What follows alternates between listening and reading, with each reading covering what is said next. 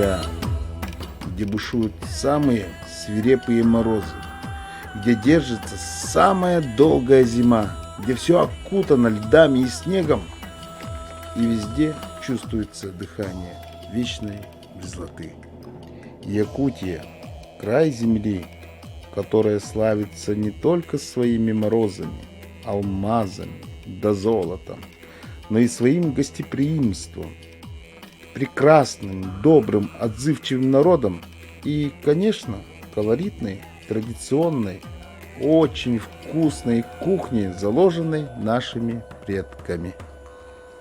Что ж, давайте начнем.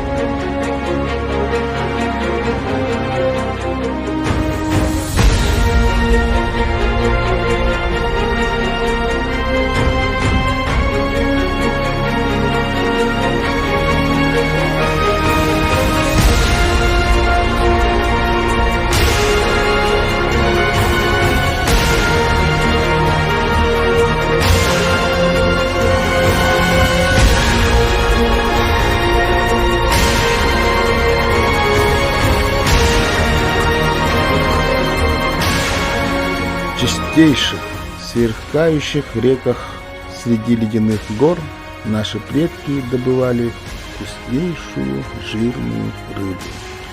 Мельник, чир, муксун. Рыба, которая ценится на весь золото. Рыба, которая помогла выживать при 60-градусных морозах, потому что в ней есть все полезные микроэлементы, чтобы иметь крепчайшее здоровье. Для того, чтобы приготовить традиционную строганину, прежде всего нужен настоящий острый якутский нож, сделанный вручную якутскими кузнецами. Даем время, чтобы чуть-чуть оттаяла чешуя. Скользящим мягким движением со спины убираем плавниковые лучи вместе с чешуей. Не забываем убрать грудные и брюшные плавники с чешуей. Также снимаем с обоих сторон туловища кожу с чешуей.